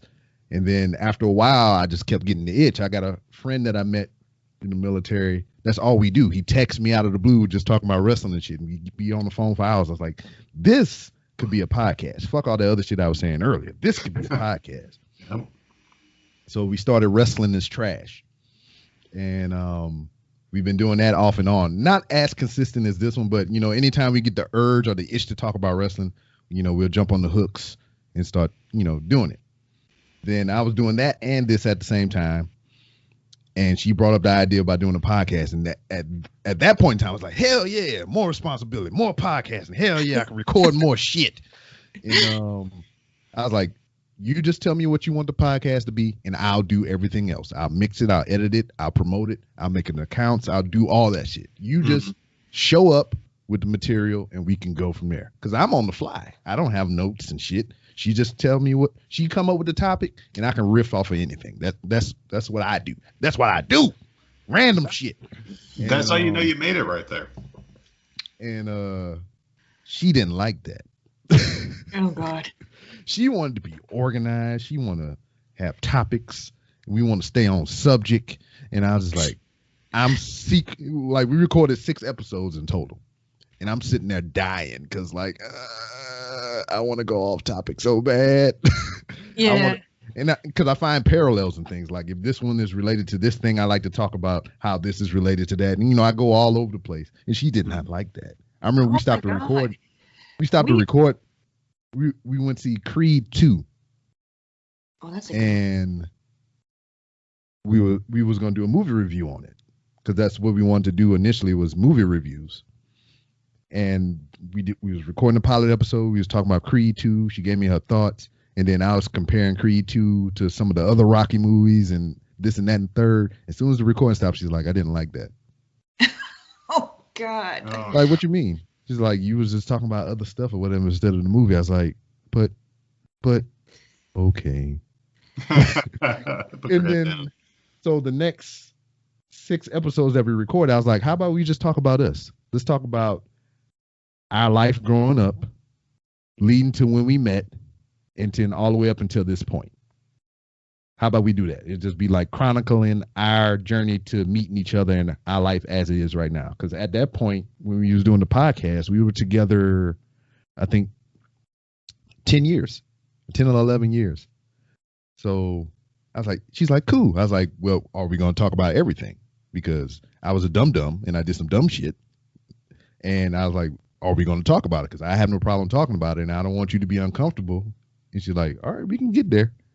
But around episode 6, I was like, hey, it's Monday or whatever day we decided to record. And I was like, you ready to record? And she's like, yeah. And then time come around to record. She wouldn't show up, or she wouldn't bring it up, or we'll talk about it. And I wasn't going to push it because I was doing this show and the other show and doing all the social media and doing all the shit. I was taking on all the responsibility, and she was just like not showing up for it or whatever. And then I was like, all right, don't worry about it. We'll just record 2 episodes next week, and, you know, we'll catch up. Next week come around, hey, it's time to do that podcast. So, all right. And then it just kept slipping. And she put out a tweet of all things. She's like, the show ain't going on no more because Rob is preoccupied with other responsibilities. He got his other shows. Didn't even tell me shit. So I'm reading the tweet like everybody else. I was like, really? You're reading the tweet? Oh, God. Just under the bus. I'm like, it's been an awkward dinner that night. Yeah, I'm just under the bus getting drugged. I'm just like, oh, this is fine. Ouch. I mean, yeah, that's just, oh boy, that's weird. But her thinking behind it was, I love podcasting, and this would be a great way for us to bond. Mm-hmm. So I figured that out. But also I found out that like podcasting really isn't a thing. You know, just, you know, the episodes that we did record with each other and everything is just like, she doesn't feel comfortable doing it. And I can understand that because it's not for everybody. Everybody don't have to do podcasts. A lot of people do them and they suck at it and they don't know it. And they keep doing it. Exactly. Yeah. So what I learned from that whole situation is just like, we need to talk more. Or I need to be, it's not like the fact that we didn't talk. It's just like, I have trouble with feelings because I'm a man and I've been a military man. I'm a hard motherfucker. And but once I started, you know, talking more about my feelings and being a more kinder, gentler man that I am now, it got a lot better. So that's what I learned from that whole experience. It wasn't like we just sucked together at podcasting. It's just like she wasn't really into the podcast to begin with, and it wasn't just her thing. So, but she does do one thing for me every year on my birthday. Sex? Yes. Oh my God. I knew. That's why I said it so slow and plottingly, because I knew you was gonna pick it up. But every year on my birthday we do. She comes on the podcast and we do Ask Miss B Rob. So all the fans submit questions in specifically for her. I read them off, and we'll record. That's cute. So she does that for me once a year on my birthday. Oh God, that's awesome, man. See, we bring topics for each episode, but we end up going 2 hours because we either can't shut the hell up or we veer off of what the hell news story we're talking about and talk about something random. Like our podcast is a damn mess. Oh, welcome to the club. I never got to say my best and worst moment. I know that. I was going to lead into that. We was getting there, man. I ain't forget about you. We here. You see, like, I have to write notes because, like, my brain is like scrambled eggs on crack. So I have to write things down or I forget about them. I would have to say, as far as like best moment for me in the podcast that we've done is just the people. And this is like a group answer, I guess, like a big answer, just the people that we were able to reach out to, like people I thought were once unattainable.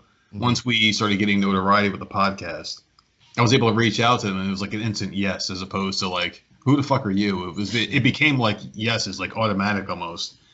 And when we first started the show, and we were like, all right, maybe we should bring a guest on. Mm-hmm. One night I was having a little bit too much alcohol. Yeah. And we were watching The Fresh Prince of Bel-Air, and I'm like, I used to have a big crush on Karen Parsons. I mean, like, who didn't? Yeah. And I reached out to her, and her agent got back to me and was like, you have to prove to me, you know, something or other. And I sent her our numbers and everything else. And she was like, all right, cool. She wants to come on. I was so excited when she replied. I'm like, guess who's coming on our show? It's Karen Parsons. And that's when we recorded off the phone. Yeah, we had the shittiest setup. Oh, God. But we got a lot of downloads then. And we were talking about it. We were so hyped up for it. And the day came. And it was like it was a nice summer day. Are you really gonna go through all this crap? Yeah, we were nervous as fuck. Like I felt like I kept pissing. I was so nervous I kept pissing. I kept like oh my God, I don't want to do it. I don't want to do it. I don't want to do it. You didn't want to do it. 5 minutes before the show, we both wanted to back out because we were so freaked. That was our first interview. It's not that It's not that we didn't want to do it. It's just we were so freaked out because we. Yeah. And was a big star at the time. For me, because I'm different than Nerd. I don't interviews. I'm not. I'm uncomfortable with them. Period. And I'm still that way. This has been 2 years since we've had Karen Parsons on. I still have only been on maybe 5 interviews. Yeah, I do them all. That's not me. That's not the type of person that I am. So I was freaking the fuck out. But I liked her and I knew who she was, and I was not going to back away from that. So and we did it, and it was great. And then she answered the phone. Amazing. And like she wanted to keep going, but we already had like a set time limit ahead, and we were like, let's do another one. I remember saying, we're going to call this number. It's going to be some random person picking up. It's not even going to be her. And it was Hillary Banks. Hillary Banks answered the phone. It was freaking amazing. That was my personal favorite because like that kick-started us into getting the confidence we needed to keep going and doing the things that we did. And yeah, I'm nervous about every single one of them. You know, it's just like I'm calm right now. It's just like I'm cool or whatever, but I am hot. I'm sweating or whatever. It's just like that's just how I get when it comes down to this stuff or whatever. Again, I was in a similar situation with you, and I'm always talk about it because it's my favorite interview of all time. Mm-hmm. And I got to talk to Michael Jai White. Oh, shit. Spawn. Yes. So I got to talk to him. One of my favorite movie martial artists. Mike Tyson. Ever. Mike Tyson, exactly. A lot of people don't know that. He played Mike Tyson. He played Mike Tyson in the movie, yeah. He was awesome. Great actor. Yeah. And I have a ongoing war with fucking Jamie Foxx right now trying to redo all his fucking movies. He is too. Jamie Foxx is trying to do Spawn, and he's trying to do the Mike Tyson biopic. I don't like that shit. Leave it alone. Leave it the way it is.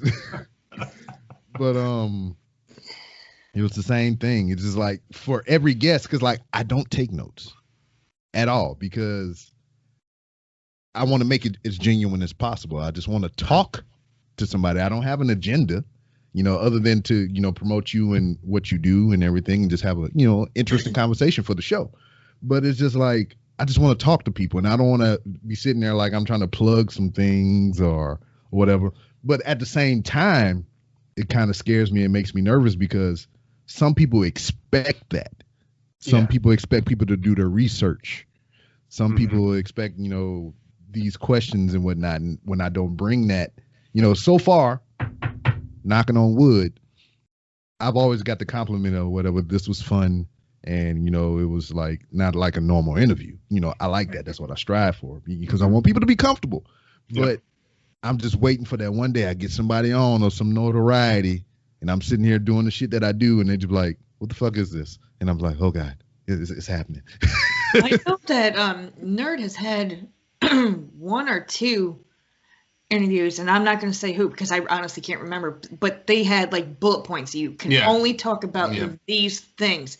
And he's like, I don't like interviews like this. I like to just randomly talk stuff. Well, that was my worst moments of the podcast. Oh, like, I'm sorry. Well, thanks. Well, we know segue set up like it. She has enough of my semen in her. She oh has my thoughts now. Oh, God. But yeah, like that's what I wanted to say was like my worst was a tie between that as far as like once you start getting a name for yourself and people ask to come on your show, they have their people reach out to you and they say, hey, these are some questions that they would like for you to ask. And I always reply with, well, yeah, I'll keep that in mind, but I'm going to do my own thing and then kind of feel my way out with them. And then we're going to have a good show. And it always works out that way. We always just kind of have conversations and we go different routes and they always end up staying double the time they wanted to come on anyway. They say, oh, we're going to have about an hour. And I'm going like 2, 3, 4 hours sometimes. And I mean, these are like marathons once in a while because like they just have such a good time because they're preconditioned to answer certain questions. And once you ask them other things that make them, you know, get out their comfort zone a little bit, they feel like, hey, maybe I learned something about myself in this episode and maybe we can talk more. And they learn some things about themselves and it gives their listeners something that, you know, they might not have known about them before to begin with. And also, my other thing would be once you start getting some sort of a name in podcasting is when you start getting sponsors and you have to do things when you might not want to do them. I don't mind the script as much. I think it's cool when they do certain episodes sometimes, like certain websites are like, okay, well, their episode's going to be this day. And then we're like, oh, fuck, we have to fit the damn podcast in today. Oh, that stinks. And you got to like do one when you're not ready for it, really. Yeah. That's the reason why I don't take notes because I guess I'm terrified of scripts for whatever reason. Because you couldn't tell now, but I used to have this big thing with public speaking. It's just like it's almost debilitating. It was paralyzing. I was paralyzed with fear. It was just like You ever heard a record? Because I know you're older, as I am. I. You ever heard a record skip? Yeah. I just get caught on a thread and and then. That's me. That's me. See, we do. I'm not trying to cut you off, but we do Podbean Live. We try to every week. It's been a couple weeks because of the holidays or whatever. But I stutter. Oh, yeah. I stutter when we're live, and I hate that. So now I after the last one, I told Nerd, like, this is all you now. You bring up the topics, and then after we cut the live part off, I'll do my topics because I write all my stuff down, and I know there's people in the chat. I stutter, and I'm just like, I can't do it anymore. I'm done. Yeah. And the live chats are the most fun, but I can't talk like that.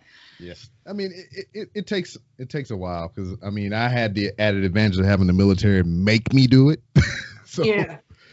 They made me go somewhere to where I had to stand up in front of people and teach. So. Oh God. But once I got the knowledge, the know-how, once they taught me how to do it, it was a lot better. So I mean I don't have, because I can bullshit and talk with anybody. That's not the problem. But you give me a script, it's just like, it terrifies the fuck out of me because I don't want to forget any information. I don't want to misquote anything. And it's just, that's my whole issue with it or whatnot. So I just like, fuck you notes. Yeah.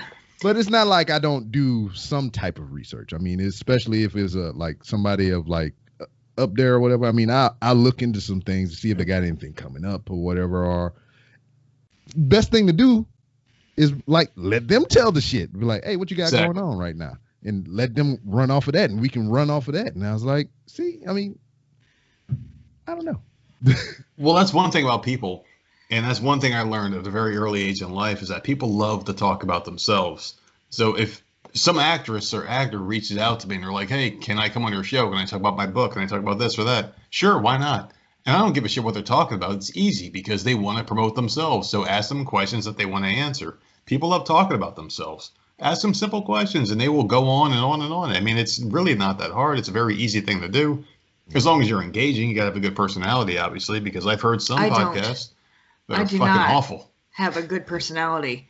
Like, fuck that. I can attest to that. You have a good enough personality to get impregnated and clap with this lovely gentleman next to you. There you go. Like, screw that. Yeah. And being part of any of those, like, where we have to question someone, especially, like, if I'm not into that. I love it. Whatever they're into, like, no, I can't even fake it. I can't fake. Well, that's good to know. So all those orgasms are real. You turn into something, like, I'm skipping over that. Yeah, I heard it. All right, yeah. But I'm skipping it. Thanks. Like, you turn into something different, and you can fake being nice. You can fake being, like, all interested in it's all those years of retail. Absolutely not. I'm not interested. I'm out the door. Like, you this is all you. Oh my God, so and so coming on. Good luck. Have fun. Yeah, exactly. I'm not. And although I think the last one I did was the competitive eater. I'm like, I'm on that one. Yeah, the guy who goes across the country and wins eating contests. That was a fun one. That was very fun. Vince Russo? Randy Sandell. No, Vince Russo was awesome. He was a really cool guy. He like he does his shtick where he talks about WWE and how he can make things better and all that shit. And what the things that he used to do. He was fun, and I really enjoyed him. Like the conversation before and after the show were the most fun parts of the show, I thought. Yeah, he was ripping us apart. Yeah, oh yeah, but it was fun. Yeah, like we get some digs back at him, and just a good time. I mean, and he was a person that I admired growing up. Like I loved wrestling when I was young. Mm-hmm. Back when it was good. Like I haven't really watched since Shawn Michaels. Like this goddamn hip hop music. Exactly. I mean, it's just like he's just a person I never thought I'd ever talk to, and then the show kind of picked up a little bit, and there you go. You're talking to Vince Russo, a person you admired, and it's like, where does it go next? Like, who's the next person I never thought I'd talk to? I would talk to, and it's just like one of those things where you just don't know. The sky's the limit, I guess. It's just fucking nuts, man. Like, I don't know if you have a short list of people that you want on your show, but I certainly have mine. Yeah, I mean, I don't know, man. I just kind of feel it out because, like, here we go. Because normally when I do the intro, I introduce you all and I tell you how I stumbled upon you and why I wanted you on the show, so on and so forth. So I forgot. I reached out to you so long ago, and you just got back to me that I fucking forgot. Wait, is it from May? Yeah, because I don't know how to check, because I'm horrible at social media. When he sent me a screenshot like a month ago, of the message you sent him on Instagram. Like I said, I'm not on all these social media things. Yeah. And he's like, "Oh my God, I have a message from May 19th, which is our daughter's birthday." Exactly. Well, that's probably why you missed it. And I'm like, he goes, "I just figured out how to check the messages, and I see this message here." Man, like, really getting away my ineptitude on the internet. You know what? And I don't fault you for that, because damn, Instagram has had a lot of remodels and everything, and they hit a lot of the buttons and moved them around and shit. So I mean, I get that. Funny. It never alerted me. I just had to click the button, and it said something like, "So and so wants to send you a message, decline or accept." I'm like, "Accept." And I looked at the date. I'm like, "Why the fuck didn't this tell me this thing back on May 19th?" That's hilarious. Yeah, because the way I kind of go about these interviews and just picking people to review is like I'm just surfing the internet and something will catch my eye, just like I was telling you about the Christian singer or whatever. Yep. I looked you guys up on Podbean, and his show was one of the results that popped up because it had voice in it. And I looked at him and I seen what it was about and what he do, and I was like, I want to talk to that guy. So I just reached out to him like right before the show, and he responded to me, and I'm just waiting for him to give me the go ahead. But it was just like that. So it had to be something that I was scrolling through Instagram or something one day, because that's where I reached out to you at, and I seen something. I was like, I need to talk to them. It's probably the fact that you two are married and you do a podcast together, and I just told you my woe and failure of a podcast with my spouse, and I want to see, well, why does it work for you and not for me? Yeah. You know what? We've found along the way that it doesn't really. People keep trying. Yeah. And I don't know why that it's not. And I'm not saying we're great, because we're not. We have arguments. People steal our formula. Like we've had people that tried to befriend the show and have tried to steal our mojo, our formula. We've had one podcast that stole multiple catchphrases. Yeah. It just I don't want to get into that, but like I'm saying, we have literally had full blown arguments on the podcast, and then like completely fine. The end of the show is just like completely fine. Like I don't know. I maybe because we don't edit it out. We end up hate fucking, and the next episode's fine. Like what the fuck ever, man. Let's move on. Yeah. Next subject. I don't know. I don't know why it works for us. Well, we kept it real. Maybe that's part of it. Like you have to keep it real, and we don't really edit much. That's the thing. Like we edit out like dumb shit. Yeah. But other than that, we keep it exactly as it's recorded, and we keep it true. And I think that's what people need nowadays. For fuck's sakes, I was crying on one, and he still won't delete it. Yeah. Cried my eyes out on one, and like it's still up there on Podbean. Yeah. Horrible. Well, horrible. And well, like it wasn't like us arguing. It was like something else that happened, and we were just keeping our true emotions out there and our feelings about certain things that happened. But yeah, we don't edit stuff, and maybe that's why, and people can relate, because we've been like we've been on the system like food stamps and Medicaid and all that. We've gotten off that stuff. We don't have swimming pools. We don't have saunas and movie theaters in our house. So I mean, like we've never lived the other cheap side. In Texas. Don't worry about it. It's just cheap in Texas. We live in South Carolina, man. Yeah, we're just. Yeah, I know. I had a house in South Carolina, the one I couldn't sell for 6 fucking years. God.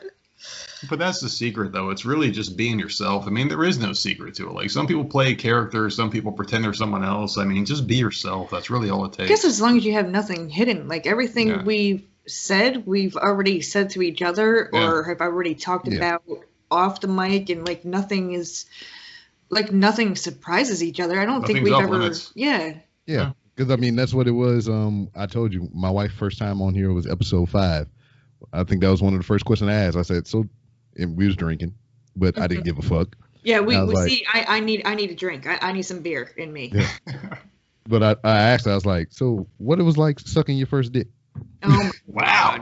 And that was nothing up until that point that I had ever asked her before. So it was a surprise for me, too, the answer. There you go. And keep that thing rolling, man. Like, keep the cameras recording or however you do it.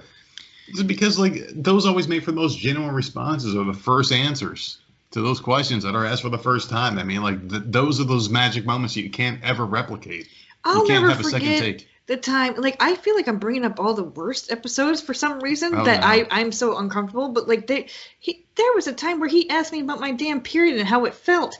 Yeah. And I was like so embarrassed. Like, why? I'm not even interested in that. I got 2 daughters. Like, what the fuck are you talking about? Why are you asking me these weird questions? And like, we got feedback from that. Like, oh, I feel the same way. And like, thank you for talking about it. And I'm like, oh, okay, please don't ever do that again. It's nice that people respect it, but please don't. So we talking about people stealing from him. I have to steal that. Incorporate in there. We got the period community that I can cater to now. Oh God! Oh yuck, man! I do have a question for you, Rob, because like you said, you do a wrestling podcast, right? Yes, now, sir. I used to listen to those a long time ago. I used to listen to like quite a few of them. Now I don't listen to any because, I mean, in my opinion, wrestling's gone down the shitter. Mm-hmm. I think it's been bad for a very long time. I really stopped religiously watching when my favorite of all time, the Heartbreak Kid, Shawn Michaels. Mm-hmm. Yeah. But the thing about wrestling is it depends on where you find it, because what I've noticed is that everybody that's talking bad about wrestling has gone down in the decline of wrestling. They're only talking about WWE. They're not talking about New Japan Pro Wrestling. They're not talking about AEW. They're not talking about Impact Wrestling, which used to be TNA and NWA and MLW. Those are doing fine, in my opinion, from what I have seen of those. But WWE, I will agree, is declining and is doing shit. But there's still some good nuggets in there. And then I've been watching wrestling so long, I guess I'm desensitized to the shit. But you are right. A lot of people are talking down about wrestling. But usually what I find is when they're talking down about wrestling, they're talking about WWE. Yeah, that's true. I've tried because like I do have friends that do the other promotions. I got connections that have done it. And back in New Jersey, when I was still like young and I was trying to get into it, I was in Jersey All Pro Wrestling's. They had this promotion where they were trying to do something called like a Tough Enough competition where WWE was doing it first. And it was myself, my friends, we all went up there because we used to do like a little backyard thing, right? Yeah. And Jay Lethal won that. And he got free schooling from Jersey All Pro Wrestling from a guy who owned the promotion named Fat Frank at the time. That was the guy's name who was the owner of the company. And sounds like a Jersey name. Do you know of a tag team called The Hit Squad? They were DA Hit Squad was their name. They were the trainers at the time back then. And Jay Lethal won. He got free training for a year. And, of course, he's doing what he's doing now. And we're sitting here talking on a podcast, obviously. But, I mean, like, we tried at that point. Like, that's how deep I was into the whole wrestling thing. And, like, we got booked on, like, bullshit promotions, you know, like here and there. Because they liked us. They didn't like us enough to have us win the free Can we talk about school. your character? What? Oh, please do. Please. Oh, I mean, it has to be great if your wife talking about bringing it up. Yes, please right, talk about your character. You can talk about my character, how fruity he was, and you know, there you go. He was a fruitcake. Yeah, flamboyant. I was the original because my favorite wrestler of all time was Shawn Michaels. I have a Shawn Michaels-ish tattoo on my arm. I don't know what he was wearing besides big ass dangly earrings and coming out to Britney fucking Spears. Yeah, well, I used to be an attractive, cute boy when I was younger. My loneliness is killing me. Oh, not that song in particular. I used to basically say like my character was I was Britney Spears' best friend and #1 fan. Oh God! And I used to come out to the song, people would boo, and I used to say, "Hey, don't you boo her? She's my best friend. I'm going to tell you." Yeah. So what time frame was this? What year was this? Oh Jesus, I was 19. So looking at 2001 and 2003. Okay. That was my run. If you were to do that now, that would be so fucking over. I'm 38 years old. I still got some years left in me. I mean, like I could probably do some of the moves. Hey, Diamond Dallas Page didn't start wrestling until he was 35. You know what? God damn it! Now I'm ready to rock and roll again. But still, like, that was my whole thing with wrestling. But I don't even know how the hell we got this. See, like, this is the whole random thing. We got two random people talking with you who just tries to keep everything in context here. I don't. I don't know how the hell we got here. I just let it happen. Yeah, so lay back and take it. I just let the clapping happen. We were talking about wrestling. You were talking about Jersey wrestling in the backyard, and I said, bring up your damn stupid character that you had. Yeah. You also had one on the video game, which was so flamboyant. Oh Jesus! You're talking about like me making a character in a game. Holy hell with that dude!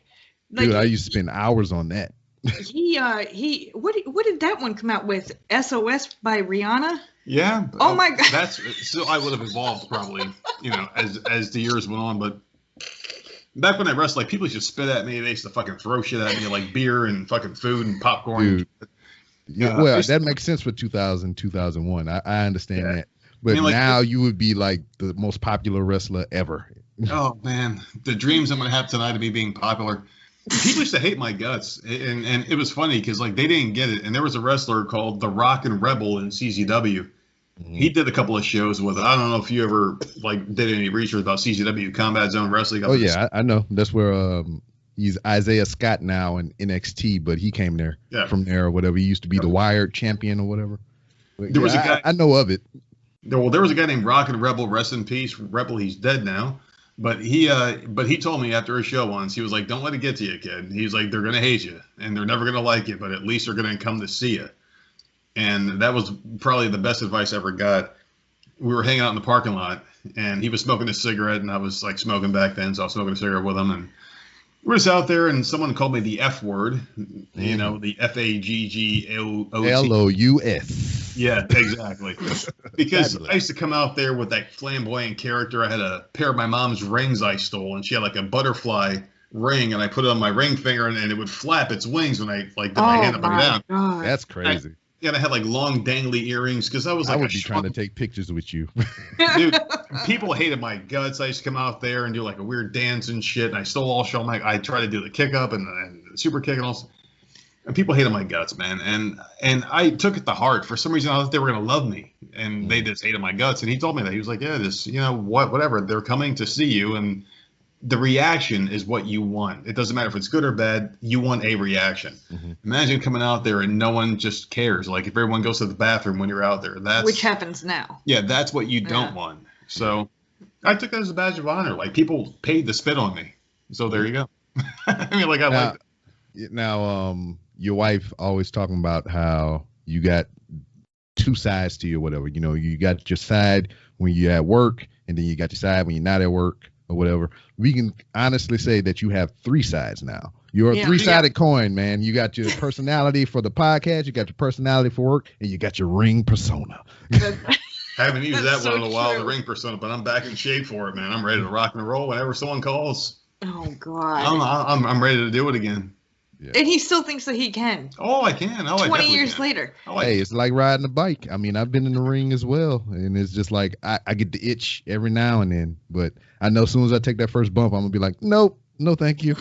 Shit, if you're ever in South Carolina, man, we could book a match and get on one of these South Carolina Myrtle Beach cards.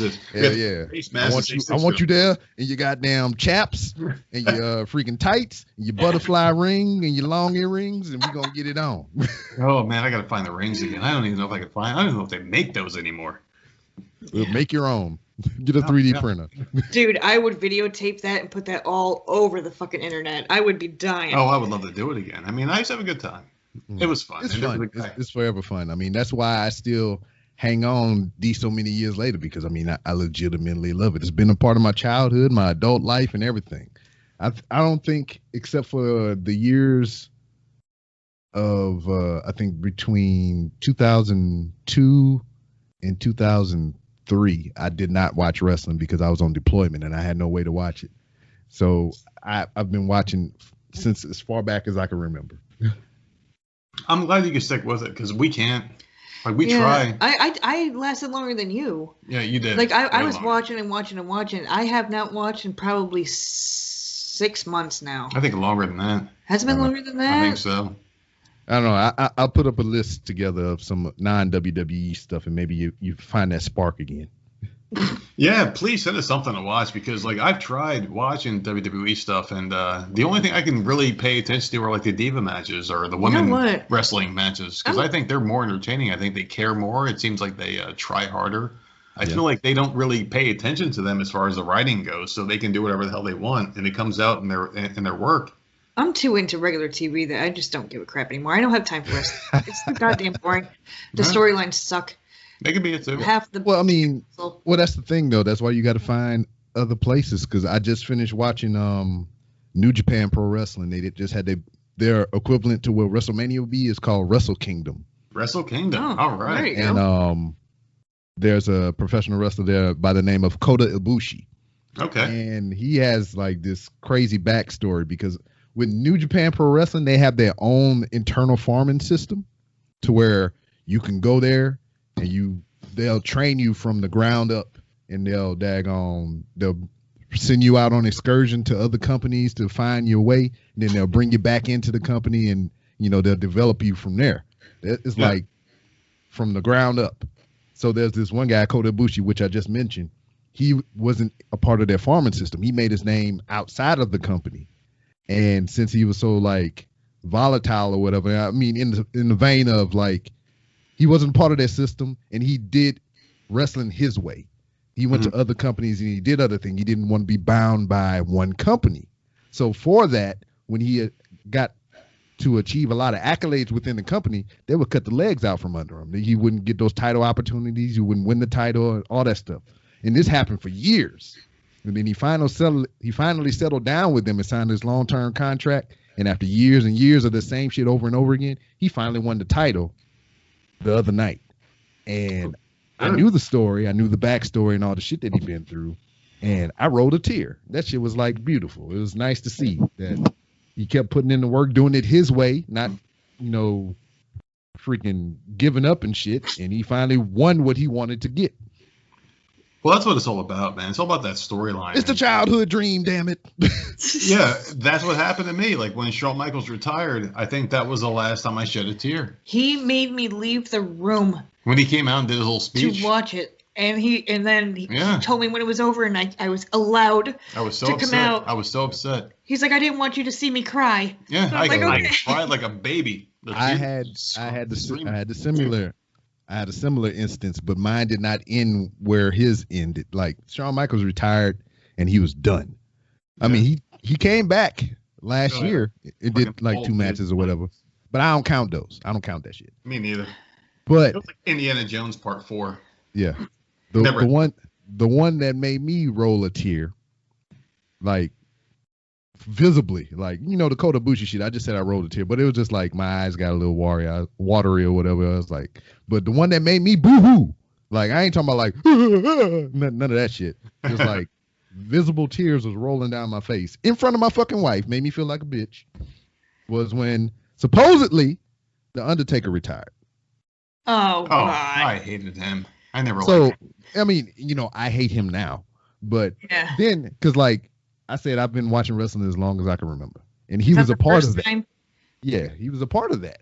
Yeah. And, to see him retire and then, like, I go back to my military stuff, it's just like I did it for so long. And then, this is all then you retire and those overwhelming emotions. That's how I kind of felt about him and him supposedly leaving. It's like I seen this dude's whole career for the most part. His career has been a part of my childhood. And he put his stuff down in the middle of the ring, his boots, his gear and everything. And that's international symbol of, hey, I'm done with this shit. Yeah. And then this bitch came back the next year. I was like, you son of a bitch. Yeah, got me. He got me. And retired again and came back. Yeah. Retired again. Mm-hmm. So I've been, if you want to go back and listen to a wrestling podcast, you can go to listen to mine. Wrestling is trash. I openly bash that shit over and over and over again. There's video of me at WrestleMania after that retirement. And it's on YouTube, and it's me yelling at the Undertaker from the stands, saying, "No, don't come out here. Go back in the back."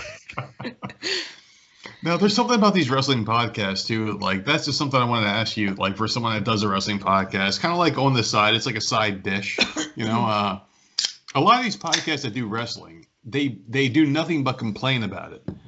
So what I want to ask you is like, why watch something that you openly oppose and hate so much? Is it like a love-hate thing? for some of these podcasters. I'm not saying you in particular, but I'm just saying like some of these, because I've listened to some of these and I stopped listening to them in the past where they're like, yeah, wrestling sucks. It fucking sucks. Why am I doing this? And then I'm asking, why the fuck am I listening to you saying, why are you doing this? Yeah. Why the fuck are you even watching something you purposely hate? Well, I hate The Walking Dead and I quit that show. I don't watch it because I don't like it. Yeah, but you don't have a podcast about The Walking Dead. Yeah, we just change it. That was something discussed too, and I know that he asked a question, but like we purposely said we were going to just talk random shit. Yeah. That's why we did. Yeah. Because we're not going to. That's why this show is the same way because I don't want to be pigeonholed into one thing. You know? Yeah. Thank you for doing what you do because otherwise it'd be like once wrestling dies, your audience dies. Yeah. Because they don't want to hear about wrestling because they don't watch it. So what you're doing is great.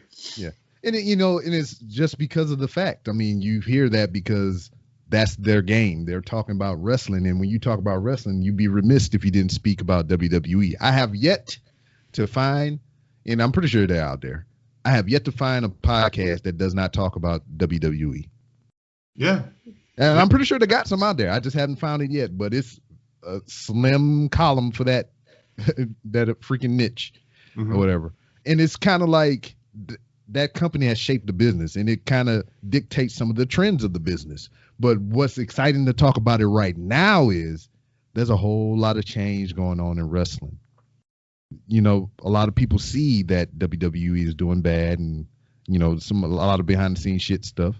But AEW, which is a new company that sprung up about a year or so ago, they're starting to reach out to other companies and do dual shows.